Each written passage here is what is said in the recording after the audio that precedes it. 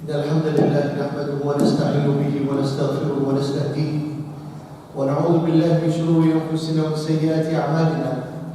من يهده الله فلا مضل له ومن يضلل فلا هادي له، وأشهد أن لا إله إلا الله وحده لا شريك له، وأشهد أن محمدا عبده ورسوله. يا أيها الذين آمنوا اتقوا الله حق تقاته ولا تموتن إلا وأنتم مسلمون. يا أيها الناس اتقوا ربكم الذي خلقكم من نفس واحدة وخلق منها زوجها وبث منهما رجالا كثيرا ونساء، واتقوا الله الذي تساءلون به والأرحام إن الله كان عليكم رقيبا. يا أيها الذين آمنوا اتقوا الله وقولوا قولا سديدا يصلح لكم أعمالكم ويغفر لكم ذنوبكم، ومن يطع الله ورسوله فقد فاز فوزا عظيما.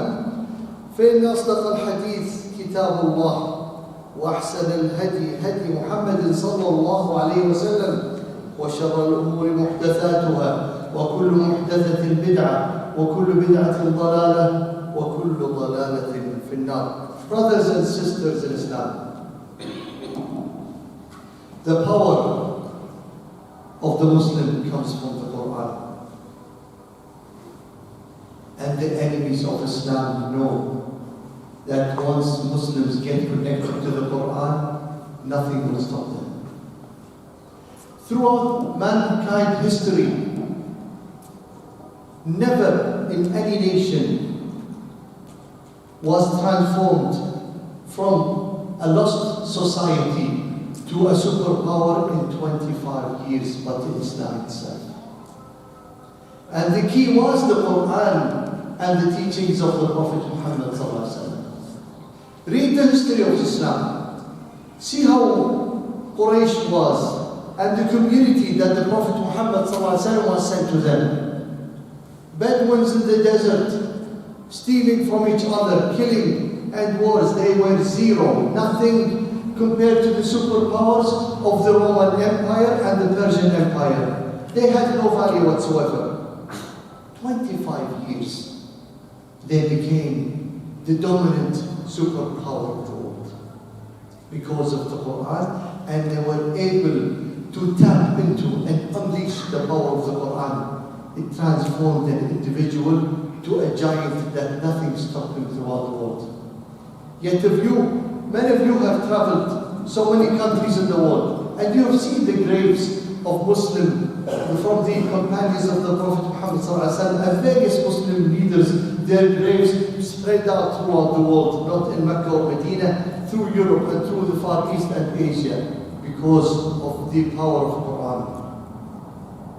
Imam Ibn al-Qayyim classified us into 3 types, we as Muslims, in the way we react towards the book of Allah. He said, when hearing Quran, there are 3 types of people. A person who has a dead heart. That's a person who is empty, who when he hears and listens or reads the Quran is read to him, there is no reaction, nothing. Him and the wall, they're both the same. In fact, the wall is better because it remembers Allah in its own language. Every being, other than human beings, they pray to Allah in their own language. The second type is a person who has a lively heart that is ready, yet is not listening to Quran, focusing well. Where Allah communicates to him throughout the Quran, yet his heart is busy. And that person cannot get the benefit when he reads or he listens to Quran being read to him. The third type is the one who has a lively heart and soul.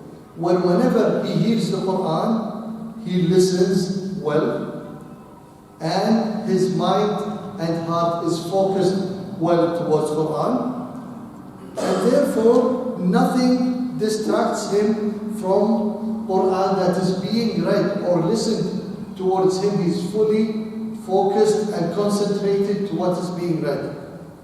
And that is the type who benefits from the power of the Qur'an to transform him.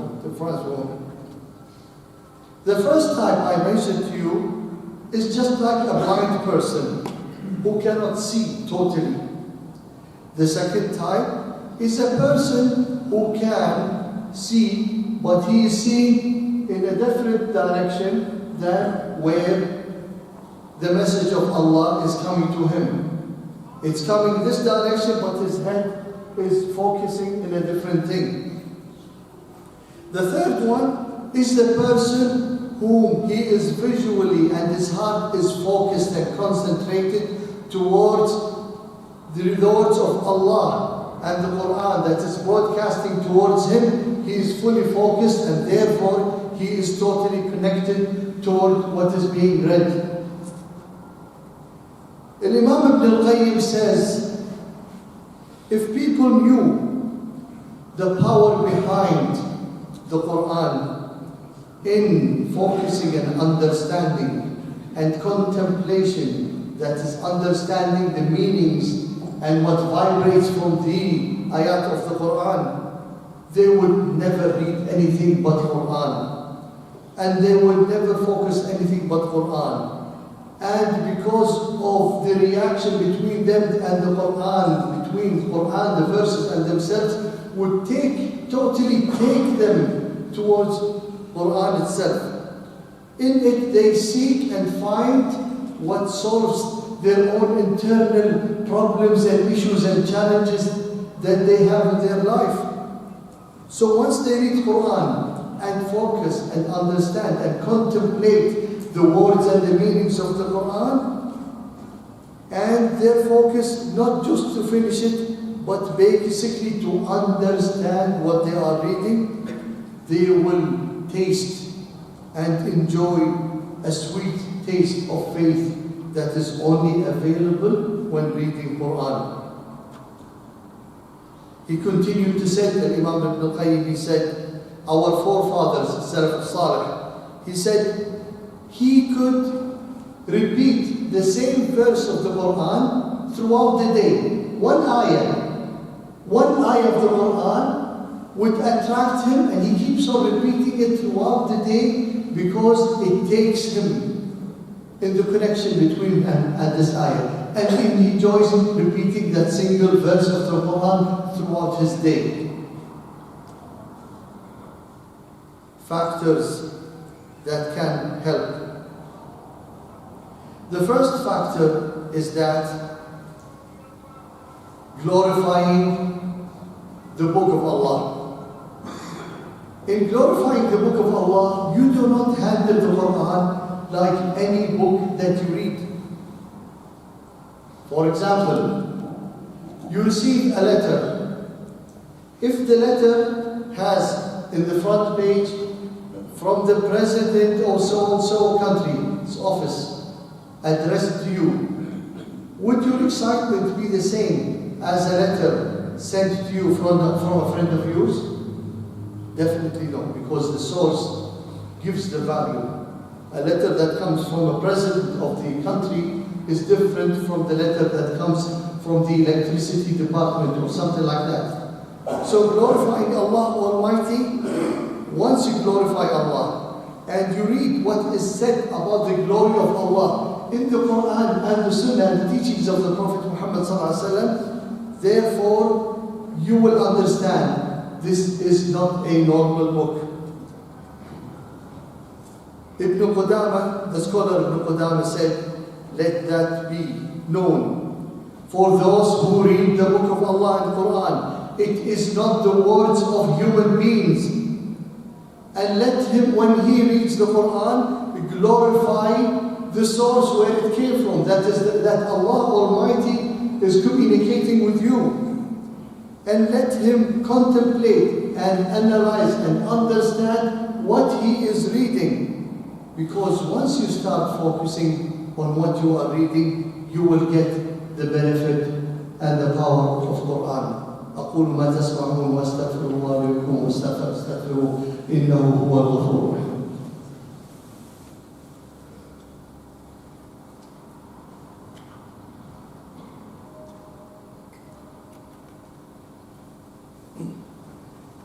الحمد لله رب العالمين والصلاة والسلام على أشرف المرسلين سيدنا محمد وعلى آله وأصحابه ومن تبعهم بإحسان إلى الدين. I mentioned the first point, that is you glorify Allah Almighty whom your book is in between your hands. Imam al-Harith al-Muhasibi said, once you glorify the source that the Qur'an is coming to you from, therefore, and you realize that there will never be anything more beneficial to you than this book, and nothing will help you but this book, and nothing will save you but the book, and nothing will be more beautiful to listen to than this book, and nothing is the better for you to read than the Qur'an itself, and nothing for you will affect you unless you understand the meanings of the Qur'an.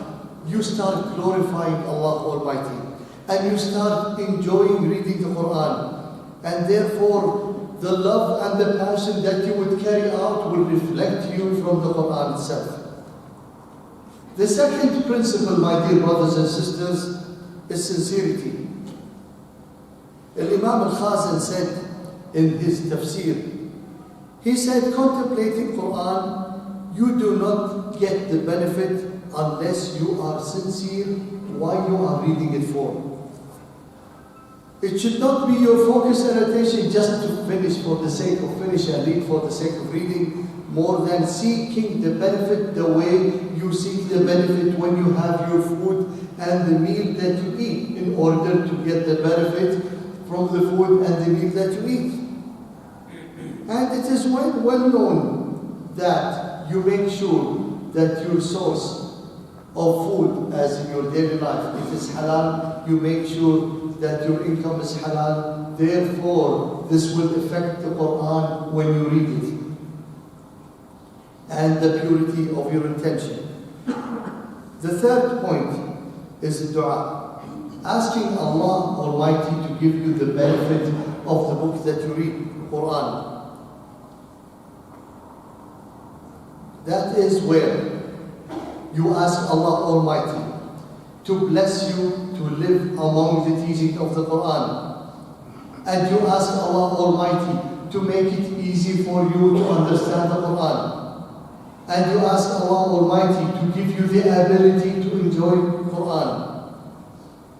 He said, Imam Ibn Qayyim, he said some people in their dua, they keep on insisting and persistent in asking Allah Almighty about worldly things.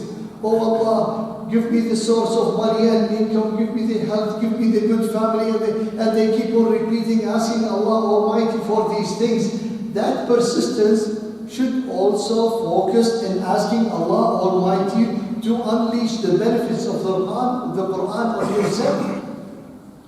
You repeat all the time, and you notice, you and me and everybody, you notice in your dua, you are asking about something repetitively all the time. Include also in your dua to Allah give you the keys and the benefits of the Qur'an to transform you from who you are to become one of the companions of the Prophet Muhammad sallallahu alaihi wasallam. Imam Ibn Taymiyyah, Shaykh al-Islam Ibn Taymiyyah said, he said, perhaps one day I would read one verse of the Qur'an in 100 different books of tafsir. I look in different books of tafsir to gain the best benefit I could enjoy from one only verse of the Qur'an. And I would ask Allah Almighty, this is Imam Ibn Taymiyyah said, Ya Mu'allim Adam wa Ibrahim alim. Oh Allah, you are the teachers of Adam and Sayyidina Ibrahim, the Prophet of Adam and the Prophet Ibrahim alayhi salam. Teach me as you taught them. And he said, I go to a distant mosque where it's not busy with people and there is no distraction. And I sit there and I ask Allah Almighty to bless me and open up the secrets and the powers of the verses of the Qur'an. And I say, Ya Mu'allima Ibrahim fahimni. Oh Allah Almighty, you taught Ibrahim alayhi salam, open up the benefits of the Qur'an and revive me with the Qur'an. The fourth And the last principle is Qiyam al-Layl. Night, my dear brothers and sisters in Islam, is the best time for focus and attention. Night time, the pace slows down. The distraction becomes less. You become more focused, especially at the later part of night. And Allah in the Qur'an in Surah Al-Muzammil, يا أيها المزمل قم الليل إلا قليلا نصفه أو انقص منه قليلا أو زد عليه ورتل القرآن ترتيلا. The verses of Surah Al-Muzammil, Allah is asking you to pray the night and also read the Qur'an in the night, because it's the best benefit for you get at night. Ibn Abbas relates in the word aqwa muqila, that is for you to benefit of the Qur'an, the third part of the night and the latter part of the night gives you the best benefit, because there is no distraction of the world around you. Imam Ibn Hajar says, what is related to reading Qur'an is that you are alert and your will to understand. And the night gives you the benefit of alertness and understanding. Because during daytime, there's a lot of distraction in your daily life and issues and what is surrounding you that takes away the benefit from the real focus of the Qur'an. My dear brothers and sisters in Islam, in summary, make sure when you sit down to get the benefit of Qur'an, the place where you are is extremely important. The less distraction, the more focus you have. The second thing is that quality is more important than quantity. Finishing so much is not more important than how much you focus on what you read. And as I gave you the examples, it could be one verse of the Qur'an. You read the whole day, seeking the benefit and understanding what's in it, rather than reading 100 pages of the Qur'an. A third principle, studying the seerah of the Prophet Muhammad ﷺ, because when you read about the life of the Prophet Muhammad ﷺ, it will show you throughout the seerah where this verse was revealed in which situation. So there is a story related to the verse that you read in the Qur'an. So therefore you could live the verse of the Qur'an and the situations surrounding that verse that you read.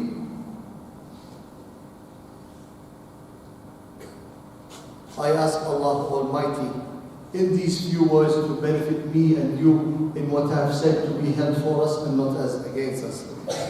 ربنا آتنا في الدنيا حسنة وفي الآخرة حسنة وقنا عذاب النار. اللهم أحسن عاقبتنا في الأمور كلها وأجرنا من خزي الدنيا وعذاب الآخرة. اللهم طهر قلوبنا من النفاق وأعمالنا من الرياء وألسنتنا من الكذب وأعيننا من الخيانة. اللهم إنا نعوذ بك من زوال نعمتك وتحول عافيتك وفجأة نقمتك وجميع سخطك. اللهم أصلح لنا ديننا الذي هو عصمة أمرنا، واصلح لنا دنيانا التي فيها معاشنا، واصلح لنا آخرتنا التي فيها معادنا، واجعل الحياة لنا زيادة في كل خير، واجعل الموت راحة لنا من كل شر. اللهم أعز الإسلام والمسلمين وأذل الشرك والمشركين. اللهم اغفر للمسلمين والمسلمات والمؤمنين والمؤمنات الأحياء منهم والأموات إنك سميع مجيب الدعوات. اللهم وفق ولاة أمورنا لما تحب وترضى وخذ بنواصيهم للبر والتقوى، واجعل هذا البلد آمنا مطمئنا وسائر بلاد المسلمين. آمين آمين آمين. وأقم الصلاة.